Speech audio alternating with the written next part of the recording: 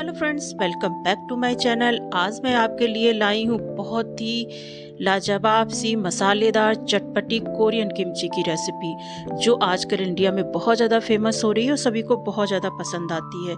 और इसे बनाना बहुत ही आसान है, झटपट बनकर तैयार हो जाती है और खाने में बहुत ज़्यादा टेस्टी होती है। तो चलो बनाना शुरू करते हैं।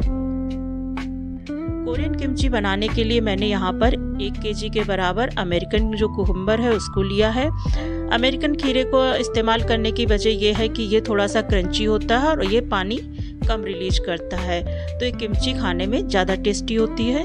तो यहाँ पे हम खीरे को काट लेंगे, तो जो इसका साइड का पार्ट है उसे हम निकाल देते हैं और इस तरीके से स्लाइसेस में इसे कट कर लेंगे। आप किसी भी शेप में इसको काट कर ले सकते हैं। थोड़ा सा इसको मोटे पीसेस में ही कट करिएगा तो किमची खाने में ज़्यादा टेस्टी और क्रंची लगेगी। अगर आप थोड़े से पतले कर देंगे तो फिर किमची के जो स्लाइसेस हैं वो थोड़े से सॉफ्ट पड़ जाएंगे।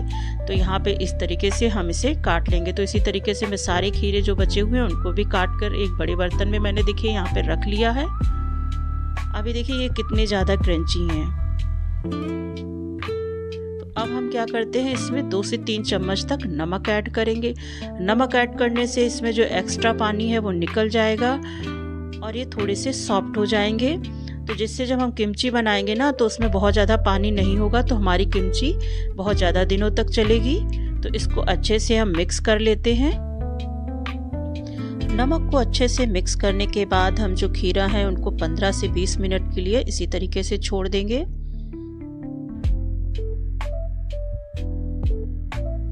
15 से 20 मिनट हो चुके हैं खीरे को रखे हुए और अब ये थोड़े से सॉफ्ट हो चुके हैं और पानी भी इन्होंने अच्छे से छोड़ दिया है। तो देखिए कितना ज़्यादा इन्होंने पानी यहाँ पे छोड़ा है। तो हम क्या करेंगे, इस पानी को हटा देंगे। इस पानी का हम इसमें इस्तेमाल नहीं करेंगे। यहाँ पे देखिए हमने खीरे का जो एक्स्ट्रा पानी तो उसको हटा दिया है। अब 2 चम्मच तक इसमें फ्रेश चॉप गार्लिक हम ऐड करेंगे, साथ में थोड़े से हरे प्याज और गाजर है जो मैंने काट के रखी थी उसको इसमें ऐड कर देते हैं। और 1 चम्मच के बराबर यहाँ पे मैं सोया सॉस है उसे ऐड करूँगी। 1 चम्मच तक हम यहाँ पे राइस विनेगर का इस्तेमाल करेंगे और 1 चम्मच तक हम यहाँ पे जो सेसमे ऑयल है उसका इस्तेमाल करेंगे। साथ में मैं तीखेपन के लिए यहाँ पे कश्मीरी लाल मिर्च है वो ऐड कर रही हूँ। ये बहुत ज़्यादा तीखी नहीं होती लेकिन कलर बहुत अच्छा देती है। और साथ में आधा चम्मच तक हम यहाँ पे चिली फ्लेक्स ऐड कर देंगे और 1 चम्मच तक हम यहाँ पे शुगर है उसे ऐड करेंगे, जो इन सब का टेस्ट बहुत ही बैलेंस कर देगी। साथ में 2 चम्मच तक हम यहाँ पे सेसमे सीड्स हैं उनको ऐड करेंगे, जिससे इसका टेस्ट बहुत बढ़ जाता है और बहुत नटी सा फ्लेवर आता है। अब इनको अच्छे से हम यहाँ पे मिक्स कर लेते हैं। यहाँ पे हम नमक का ऐड नहीं करेंगे क्योंकि नमक हमने पहले ही बहुत डाला था और मैंने सिर्फ पानी इसका रिलीज़ किया था, जो किया था इसने वो उसको हटाया है। तो आप नमक मत ऐड करिए। खाने के बाद अगर आपको नमक थोड़ा सा कम लगे तो आप ऐड कर सकते हैं। अब इसको अच्छे से मिक्स कर लेते हैं।